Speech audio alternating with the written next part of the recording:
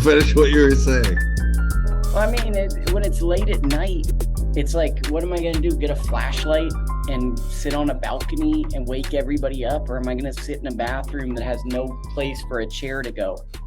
No, it was, dude, it was just. Yeah, occasionally guys go on vacation and drink a beer or two. I know it's crazy because a lot of people don't do that, but that had happened. Not all of that part is fucking awesome, and it's really dope. I'm hyped for you, but it was just like you're one of the smarter people I've ever met in boxing, and then I just see this thumbnail on our channel, and it's just you with your eyes closed in front of a toilet. Yeah, I mean, it can happen. Talk to me, I talk back, because when we're done, I'm going down there. That's a beautiful place to be. I'm going down. If you want, you can get a No Shirt Nation teaser at some point in the podcast too. Dude, whatever you think the people want to see, bro. So, okay, welcome to episode 80 of the Slip and Weave podcast. My guest, you all know him already. He's the biggest of dogs, jack of all trades in this boxing game, author of Inside the Ropes of Boxing, my man, Lucas Ketelle. What's good, bro? Shaka. So, okay, random one that I wanted to bring up with you because I don't know really too many other people who are going to be interested in this, but I just watched Josh Kelly's win over Troy Williamson. I don't know if you got to catch this one. You already know I did, and this is like, I jumped on the boxing shop last night, and you already know they don't even know who either of these individuals are.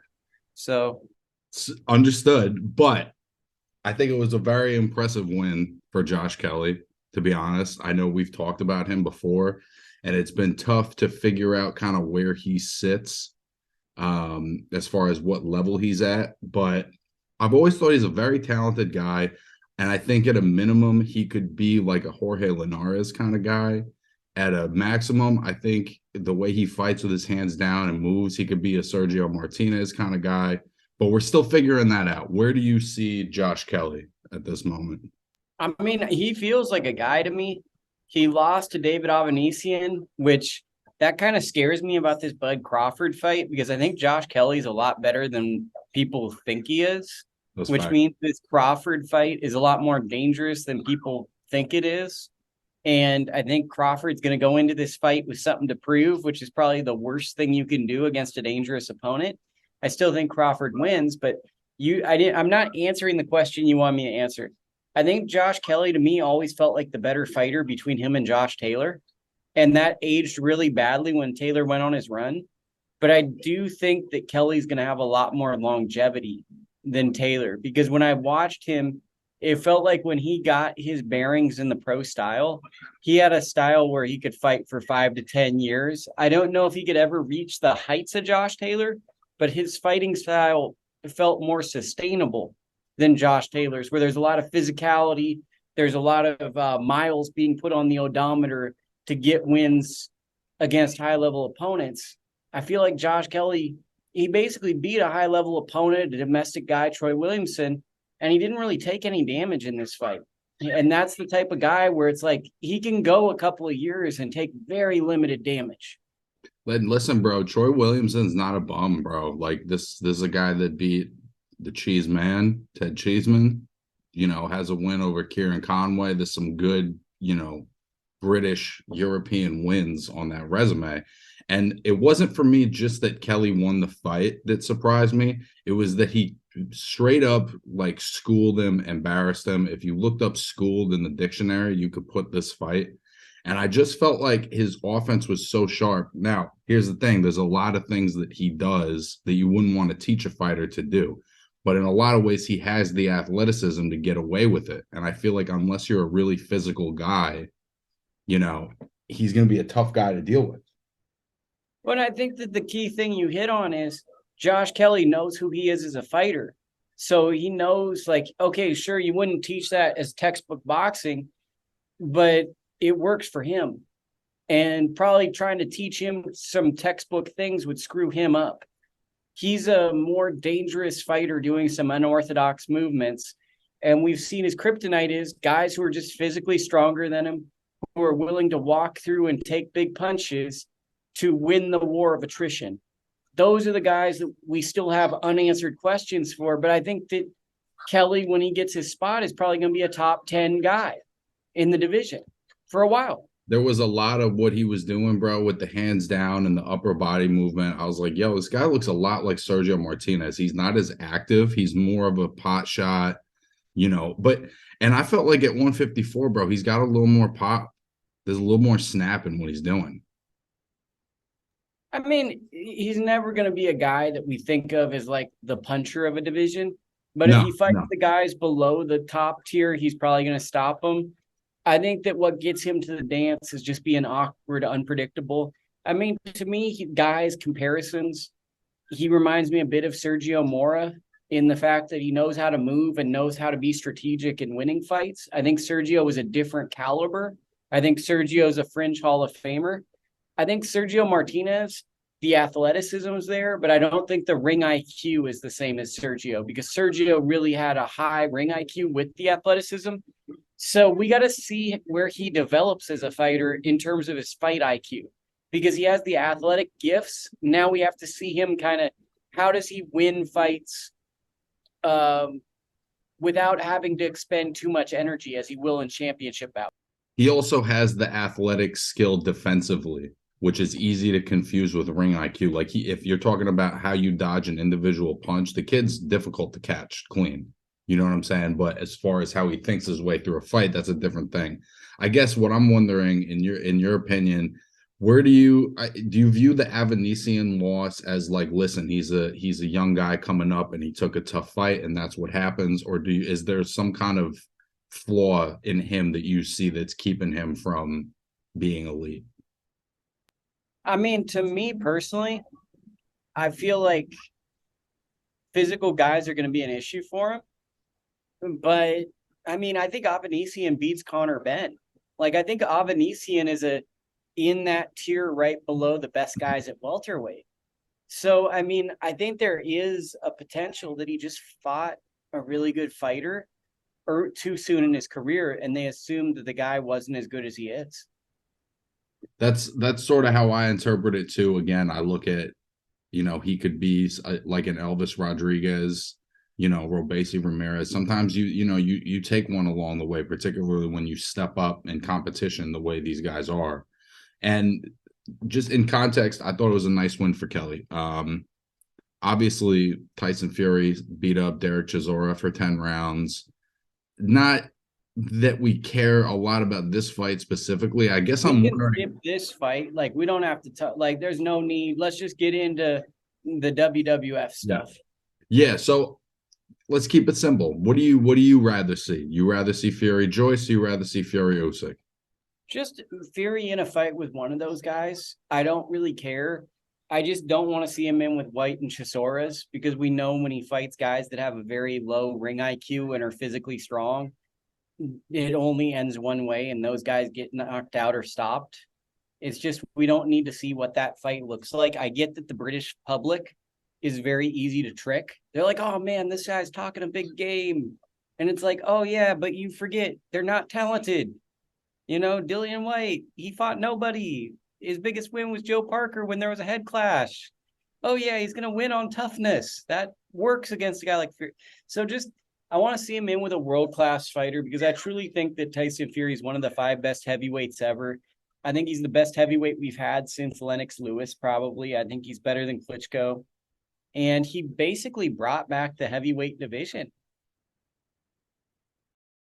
So I think I'm one of the rare few who kind of feels like Usyk is not the favorite. I just see it as a legitimate 50-50 fight between him and Fury. And the reason I think that is that the main way for Fury to take advantage of his physical advantages is to put his weight on him, lean on him, shove him around, da-da-da. You know how that goes.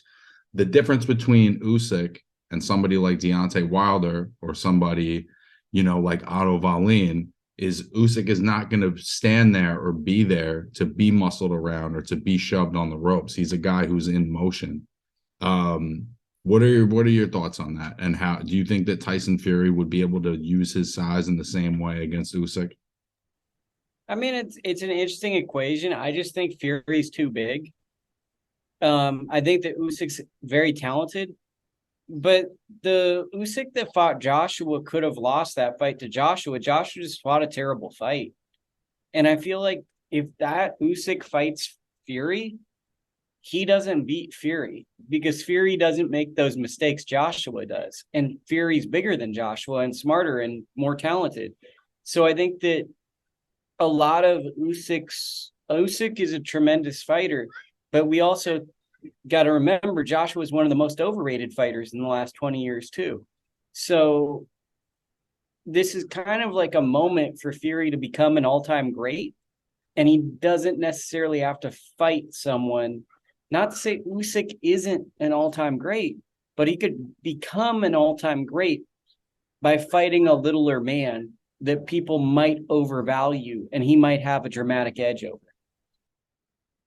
I could see it. And that, again, that's why I think it's a 50-50 fight. I could see Fury being too big. I could also see a world where Tyson is not in the most disciplined place and Usyk trains like a motherfucker and has the night of his life and Fury can't keep Fury's up. going to be motivated for that one. I think you're probably right. I think when it comes down to it, he's another guy that when he took that first Wilder fight a couple months into his comeback, I was like, yo, this is kind of fucking wild that he's doing this. But that's just he's always had that chutzpah. You know what I mean? When it's a legacy fight, Fury's a different guy. He looked good in this Chisora fight, but I wouldn't be shocked if he trained for 2 weeks. It's like when he fights Chisora, Dillian White, even Anthony Joshua, it's like he can do a month training camp. He'll stop him. But it's like with Usyk, he really has to do a 3-month camp and train. For Wilder with power, he had to really train. That third fight, I'm not sure he fully trained because he looked a little heavier and he didn't look as sharp. Maybe those heavier. He looked heavier and he was lighter. That's the issue, right? When you look heavier, but you're lighter. So, okay. How are we feeling about Daniel Dubois? I know he's another one we've talked about. Put him in with Jared Anderson. I mean, because it's pretty clear this is not the guy, but he's pretty fun. So let's just start putting him in with the Philip Hergoviches and the Jared Andersons and the Big Bang Zangs, and let's see if he can, because I think it's safe to say he's not one of the top guys in the division with how shaky his defense is looking. But let's see if he can become like a cult icon, have some great fights, earn his way to the top. That's the thing for me about him is I just think he's a good time to watch. You know what I'm saying? His fight with Joyce was a tremendous fight. He had fucking nerve damage in his face, and people were saying that he was like a quitter. And I've watched enough boxing to know that that's not what was going on. And again, in this fight, he gets put down 3 times. This had every opportunity to be like the embarrassing night that puts him at the back of the line, and he fucking turned it around. Not every fighter does that. Look, it's no secret what he brings to the dance. He hits hard and he gets hit. So, it's just just put him in with guys that punch hard. He's going to win some and lose some. I agree, bro. I think he's a lot of fun. Let's go to the DAZN card real quick. We don't even have to talk about it for that long. The Martinez Carmona fight was bad. Right? That was just not good. I'm not really sure what to make of Julio Cesar Martinez at this point. First couple of times I saw him, when he beat Rosales, who won. Undisciplined, bro. I'll save you. Undisciplined, a major loss waiting to happen. He seems like kind of in the head case space where it's just, we know that he's a train wreck waiting to happen. He feels very much like Mauricio Lara in the sense that he's a bully. If he can't hurt you with the power, he has no plan B. Right. I think that's exactly what it is. And you could see because Carmona, obviously, once he hurt his hand, got on that bicycle. And what Martinez had no sense of how to cut the ring off or how to get some offense off as Carmona was circling. It was just like he just kind of accepted that that's how the rest of the fight was going to go. I thought he was a very exciting, talented guy early on, but he's having some weird performances. I don't know how many more chances you get after that. Yeah, it's whatever. Like, who cares? Like, I don't really care about this guy. Like, I'm sure he's a nice enough guy. Maybe he's not a nice guy, but like, I'm just not interested to spend like my vacation talking about this guy who consistently has weird or awkward fights. Like, I don't know. Like, he's gonna inevitably lose to another. Like, he looked so bad against Chocolatito. He partially made Chocolatito look younger than he is and messed up the betting line because of how bad he fought against Chocolatito.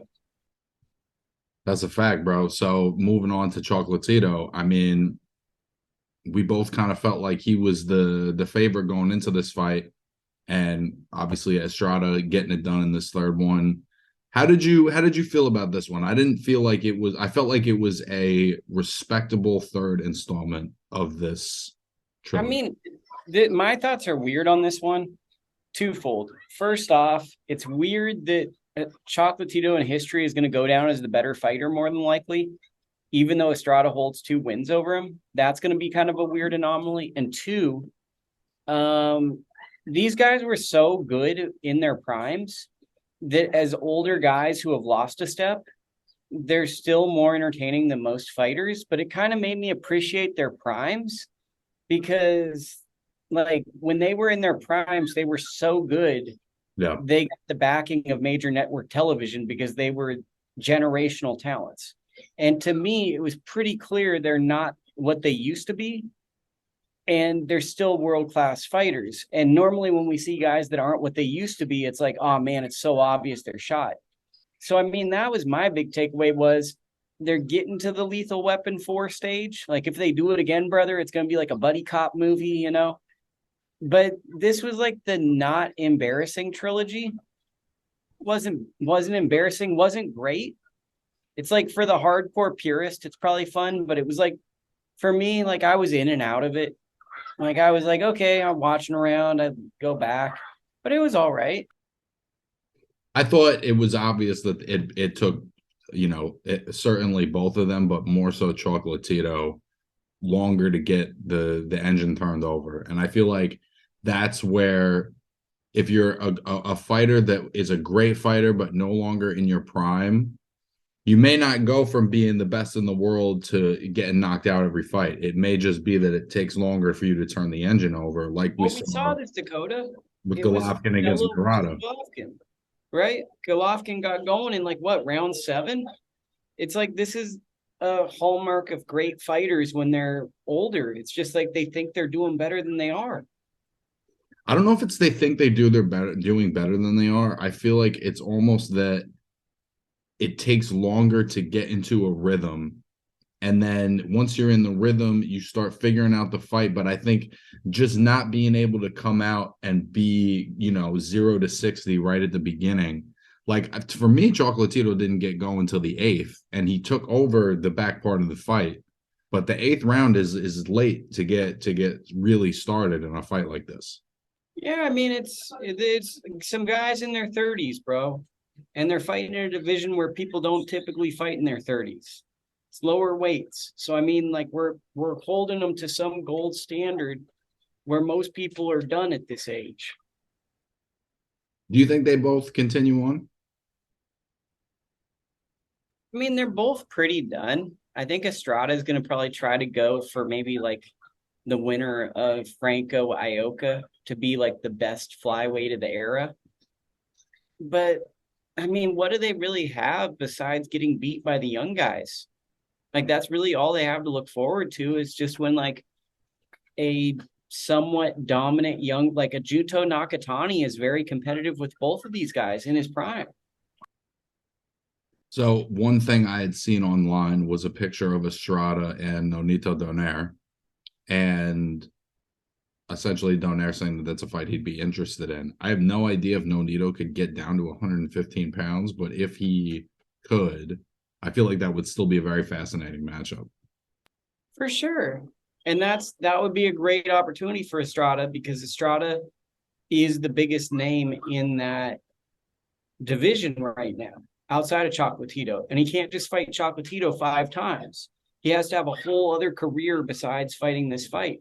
So now the fight becomes what fights can he take without having to just fight Chocolatito or bring up Chocolatito.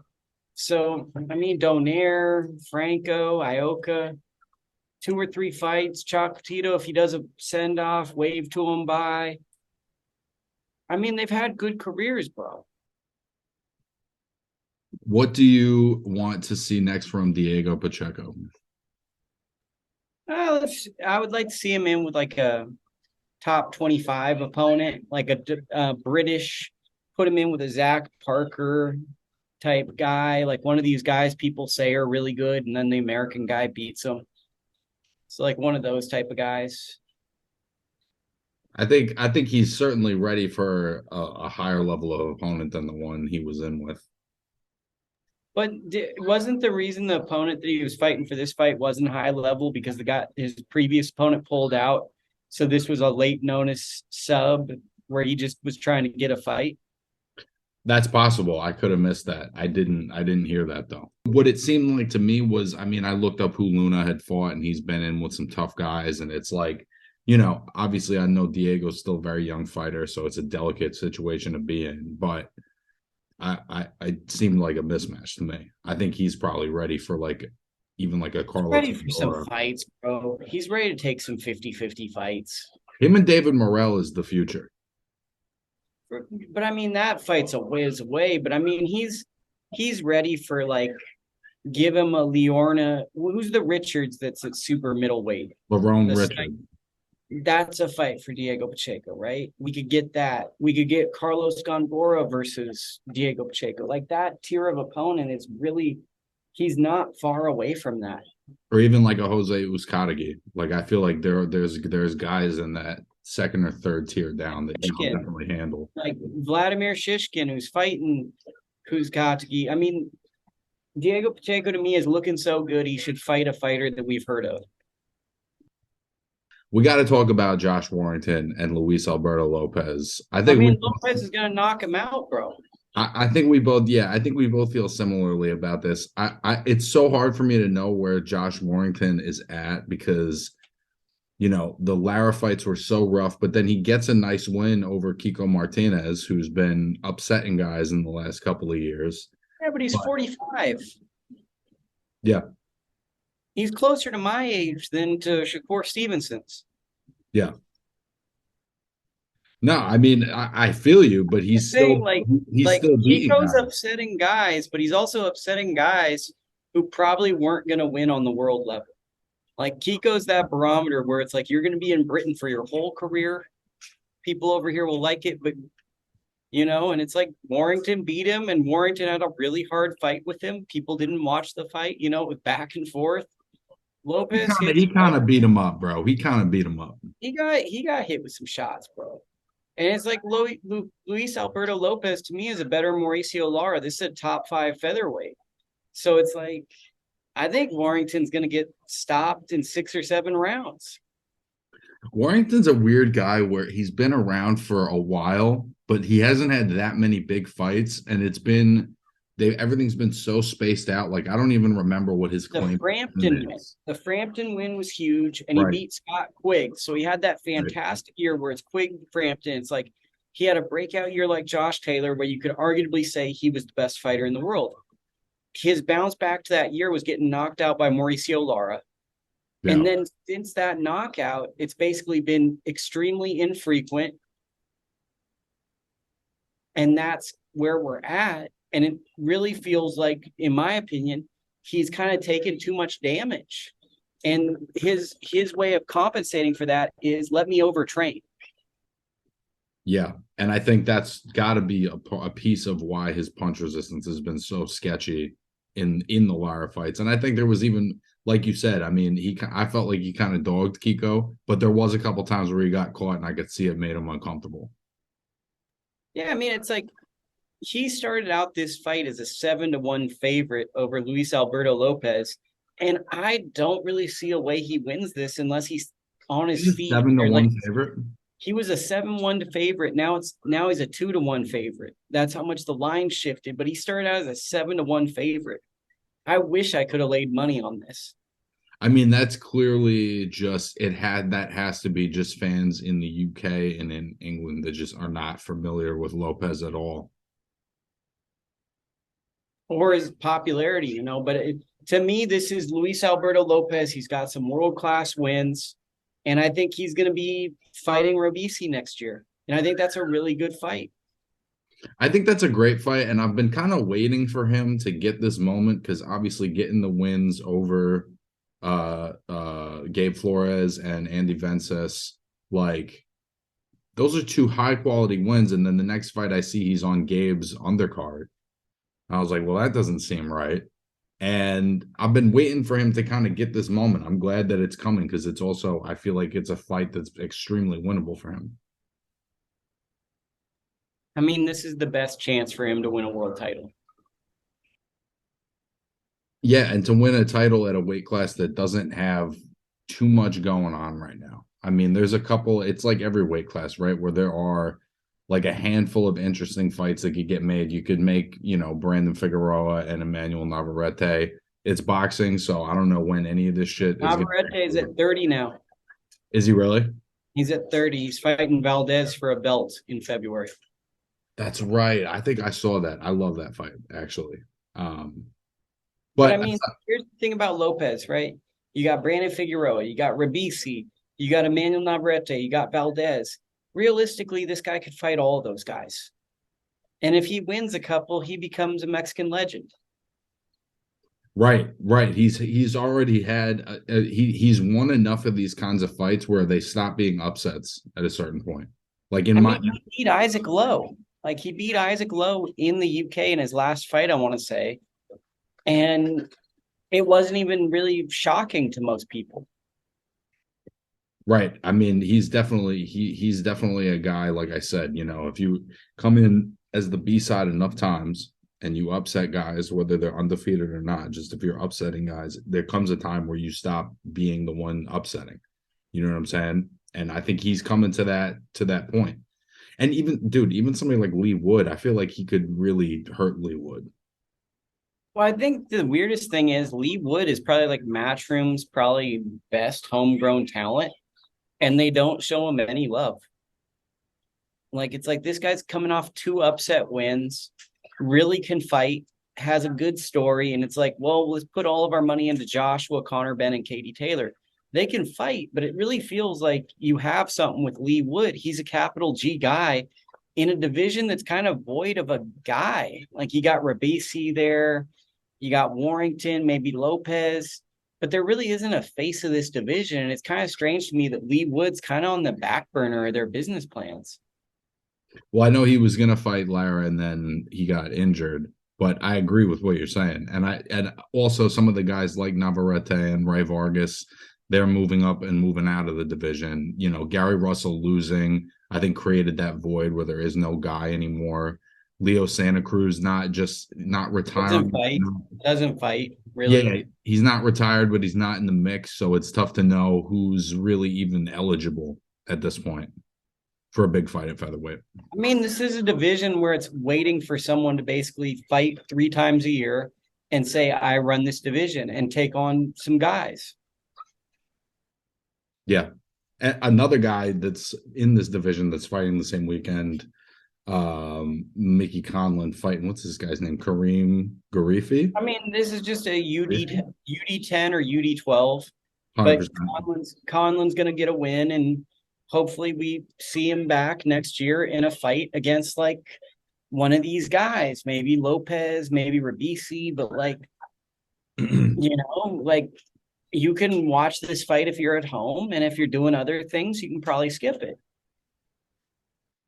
Moving on to next weekend, obviously Teofimo is going to be fighting Sandor Martin. One of the things I feel like that's not getting highlighted enough is that Keyshawn Davis is fighting Juan Carlos Burgos, and that's like that's a tough fight, bro. That's a monstrous step up in competition that even like Jaime Munguia is avoiding, and he's a former world champion. And Jared Anderson. Jared Anderson fighting Jerry Forrest. I mean, that's a top 15 pound for pound or heavyweight fighter. I mean, I don't think Juan Carlos Burgos is top 15, but that's a former world title challenger. That's a guy that gives guys hard fights. He didn't have a draw with Angel Fierro, who had the Alberto Machado knockout win. So, I mean, this is still a very dangerous guy. Do we know if Bomac will be in the corner for this fight? I don't know. That would also be a factor as well, as if you're taking this big of a step up in competition, you don't have your normal trainer in the corner. Listen, and Burgos is a guy, he's been around for a hot minute. I was at his fight with Rocky Martinez. Mikey?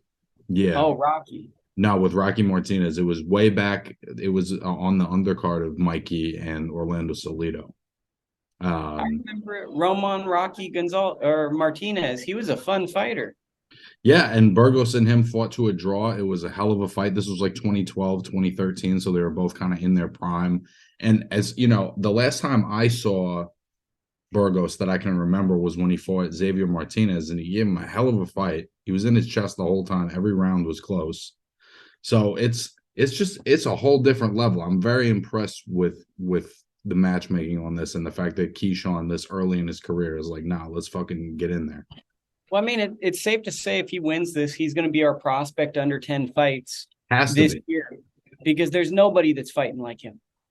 No, dude. Who? There's nobody really even on the. I mean, obviously Jared's taking a big step up, but has 12 fights. Keyshawn has 6 fights. This is This is what you call microwaving a champion. He's going so quick for a world title. It's almost like a microwave effect. Like he's going to be fighting for a world title in 10, 11 fights at this pace. And this is not a knock on any of these other young guys, but if you look at Jahai, Tiger Johnson, Shushu, Xander. You want me to give you the thing? Because I wrote this up for my column for the award, but I have his actual record of level of competition. Do you want his level of competition in the record? His opponent record is 107, 22, and 4. And then, like, you look at, like, someone like Jahai Tucker, who's also fighting a high level of competition. Jahai is at 55, 15, and 3. So Jahai's fighting really good competition, and Keyshawn's got guys with basically double the wins. So what he's doing is pretty special. I mean, and the point that I was going to make in listing all those guys, and there's no disrespect to them or any of the competition they're fighting, but Burgos is at a different level than any of these other opponents, or at least he's gotten to a different level than any of these other opponents. He already has experience in 12-round fights and at a certain level. And on the eye test and on being younger and being fresher, like, of course I favor Keyshawn, but this is the kind of fight where you're taking it, and if he's not on his P's and Q's, you can take a loss here. To me, this says they're targeting a world title in 2023. To fight a former world title contender to end 2022 means in the end of next year, they have hopes of fighting in a title eliminator. And that seems like what Jared Anderson is doing as well. Do you think that Jerry Forrest is obviously this is also a massive step up in competition for Jared? Maybe just I think it's a bigger step up. I think Jerry Forrest is actually more dangerous because I think he's closer to his prime. Yeah, he's closer to his prime, and he has also been like right there a couple of times recently with guys that are legitimately in the top 10 or 15 of the division. You know what I'm saying? So it is a guy who's been like so close to maybe a big opportunity. Dakota, I had him as high as number 8 in the heavyweight division after the Michael Hunter draw. Yeah. Yeah, I ain't mad at it. Now, the Pulev fight was not great. But again, Jared Anderson hasn't been in with any of the guys that we just listed that Jerry Forrest has been in with. And, he's never gotten beat up or gotten dominated or anything like that. And Jared's 12-0, 12 knockouts. So there's 2 ways this goes. If he goes to decision, okay, he gets rounds experience. But if he stops Jerry Forrest, we have to start seriously say this is a contender, because Jared and Keyshawn are arguably not prospects. Potential. Well, I think Keyshawn's still a prospect, but Jared's not a prospect after this fight because he's taking on a contender. Right. Jerry Forrest is somebody who got put in with Pulev, fucking Zhilei Zhang, and Michael Hunter in his last 3 fights. And he was legitimately maybe not even like a B-side, like a 50-50 guy. You know what I'm saying? So contenders are fighting this guy. And you're right. If Jared beats him and he beats him bad, right, which nobody's done, that separates him. Real quick, let's talk Tio and Sandor Martin. Do you see Sandor Martin as a legitimate threat? Yes, and weird body language doctor didn't love the body language from Teofimo at the little press thing. I don't know what it was. Something was just weird to me about that whole interaction with Sandor Martin. I don't know. Like, I think Tio is going to win this fight. I'd personally like to see a spectacular Teofimo performance, but a guy like Sandor Martin is playing with house money. And these are the guys when he's coming in late notice, he's a southpaw, he's tricky. You never feel great about getting this type of opponent. He's also a lot fucking bigger, bro. I didn't really expect that, but seeing them next to each other. It's a poofy coat, bro. He's not that big. I've been Yeah, next the to coat. The coat doesn't make height though. No, the height is true, but I'm saying is I've stood next to Sandor Martin. I've stood next to Teofimo. Teofimo's a lot physically bigger. They might be the same height. Teofimo's physically bigger in terms of his back and width. I'll take your word for it because when they were standing next to each other, it looked like Martin was a naturally bigger guy. Maybe it is the coat. You could be totally right. I think the coat's a little bit because I was looking at it and he had a poofy coat, but it did surprise me that there wasn't like a disparity in the back. Like I wasn't surprised about the height, but I was looking at their backs, like the little back muscles. Steele's a pretty buff guy, and it didn't look like Sandor looked like he didn't fit in with him, which told me that he's probably been doing some strength training in preparation for Tio. If Tio wins this fight, do you think we get to see Teofimo versus Regis Prograis? No, it's Josh Taylor. Is he going to go to Scotland? Yes. No shit. Is that like that's announced on some level? I bet you we get a fight announced that that Teofimo will be ringside for Josh Taylor's fight against Jack Catterall, and that he'd fight him next year. And I bet you if Teofimo can beat Sandor Martin, he'll beat Josh Taylor. Crawford Avanesyan, this is obviously the fight nobody wants to fucking see. The undercard is pretty fucking soft. Are you gonna pay attention to this at all? Little bit. Like, I mean, I got a great date with my girlfriend on Saturday. We're going to this place Sounds called like a lot of fun. Yeah, Lou's Luncheonette. It's like some good chicken. We're gonna go to like a place called Russian River Brewery, get a beer, little pizza. I'm gonna play golf at a place called Northwood. I'm gonna drive home. It's like an hour and a half. We're gonna go to her place, maybe my place. I don't know. I haven't decided that. And then like I'm gonna read about it probably. If I decide, like if I'm like, hey, maybe we skipped on something. I was expecting to spend a little bit more money. I might buy it, but more than likely, I'm just going to throw ESPN on and watch Jared Anderson and Jerry Forrest and Tio. And like those fights that ESPN gives me will be good enough for the night. But I mean, I'm going to definitely be like, I'm going to be curious on how does the production come across to the people that pay for it and how does it look? But am I really intently looking at any results? Not really. I don't care.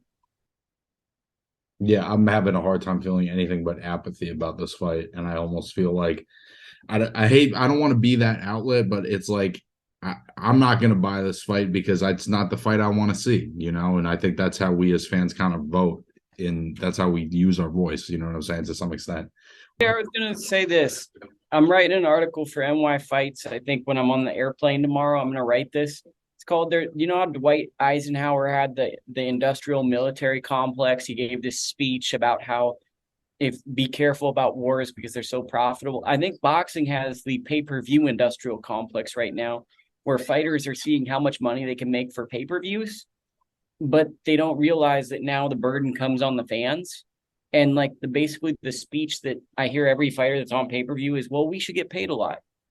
Well, I get that. It's a hard job, but I never hear anyone go, man, Lukie's a great boxing writer. We should have to pay $10 to get his content, or maybe people would. Some people pay for my newsletter, but I don't hear this large outcrying of sympathy in other regards, right? It's kind of like the Players Tribune, where the Players Tribune was, man, these guys never played sports, so we're so sick of non-athletes criticizing athletes based on their achievements. So let's do some softball coverage of just what the athletes want to talk about.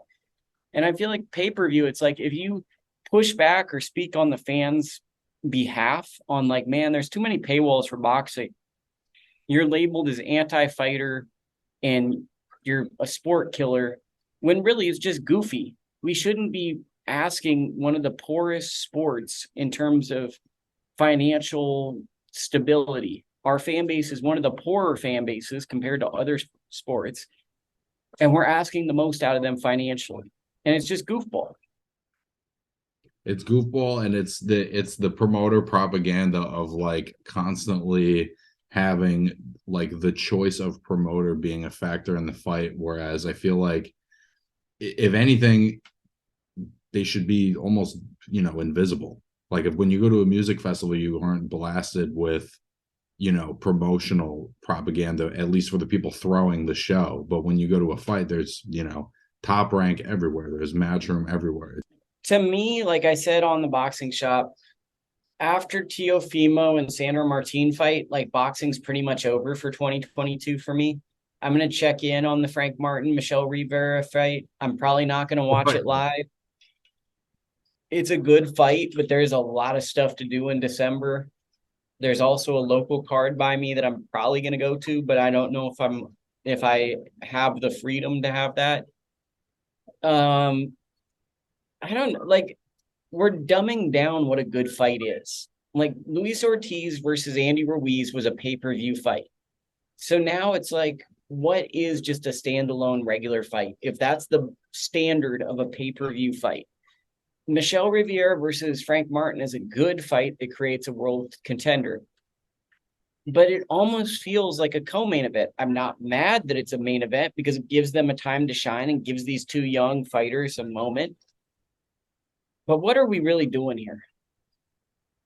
I think that's going to be a question that has to get answered to some extent in 2023 is what's boxing's vision of the future? Because it seems like this year kind of drew like a line in the sand around, particularly with Spence Crawford just not happening, that like, listen, all of these fights that the fans are demanding can very well just never happen and boxing will move on. What I think the problem is, it's like, do the fighters care? That was like the thing with 2022 is it seems like a lot of fighters don't care as long as they're getting paid a lot. So it's like, not just are the fans not getting the fights they want, it seems like the fighters are completely fine with what their legacy will be. And we've had far too many fighters that are completely fine not taking those type of fights because they're like, well, as long as I'm rich, don't really care if I'm fighting the best of my generation. I guess what's scary to me is we're going into generation 2 of that mentality, maybe even generation 3, where they grew up watching people not fighting the best. So now that's the normal. I do feel like these young kids now are a little different though, in a good way, where they seem a little more eager to get after it because there's a Shakur void. and Devin are. Shakur, Devin, David Benavidez. I think Boots Ennis is that way. I just think that there's a lot of guys. Like the goofiest thing to me is if you're a world champion, you shouldn't be saying, oh, this guy's not a world champion level fighter. You're a world champion. You just fight people. You shouldn't be deeming, oh, he's not ready for me. That's up to the sanctioning body that makes them a number one. We're in this goofball world where all of a sudden everyone wants to be a bullshit businessman who wants to be like, oh, I'm so rich and powerful. I'll tell you when we fight. And it's just stupid because nobody that really follows business like Forbes or Financial Times looks at boxing as a golden standard. No, Elon Musk just bought Twitter. He never thought about getting into boxing. Like nobody from the business world respects boxing in terms of business. Right. It doesn't do anything to help itself like optimize what it's getting out of it. Business because the customer's never right. The customer's never involved. The customer has no say. The customer does what the promoter tells them to do. And that is why this is politics, because that's basically how politics works. Politics is here are the set beliefs that if you subscribe to my political platform, you have to buy into. And then you show up places and there's people that have bought into these same things, and we can be in there and it's groupthink and that. That's boxing. Boxing is not a business, but people use the word of boxing as a business, as a sport, because it sounds like it's sophisticated and money is involved and people are poor, and money and business, that means you're successful and rich. But there is nothing business related other than you have to use money to get this thing going. And it's also the short money over long money. Guys are or like you talk about. The shit drives me crazy, bro. Like almost every fighter in boxing will take 10 million for a fight they could win very easily, over taking 20 million for a fight that's high risk. And I don't understand that. If it's all about the check, if that's what we're in it for, there's a lot of checks getting turned down. Yeah, I mean, I think that the thing is, we just need the right shepherds of boxing to be in position with belts. We have the wrong people in the wrong positions. The champions that are holding the belts are not the right ambassadors. Some of them. I think some of them do. Yeah, I think some of them do, some of them don't. Like, I think Canelo is a good ambassador. He's consistently fought risky opposition, world championship opposition. And so I think he's an example, but you're right. It's not that's not what's hot. What's your favorite thing about Hawaii? I'm about to go swimming. About to go right down there. All that. Gonna go down there. Probably drink a little tonight. Eat a little. Might buy some fitness equipment too while on vacation. So I was thinking about getting maybe a safety squat bar, or there's a sled with some wheels on it for when I get back. Getting a little husky out here, but I'm not mad at it, So listen, bro, we all need it. I'm fucking jealous. You should be, bro, but it's okay. This just, what is it, a Tuesday? This is just Tuesday for me. Well, I appreciate your time, bro. It's been a fucking tough streak for me lately. I appreciate you pulling through.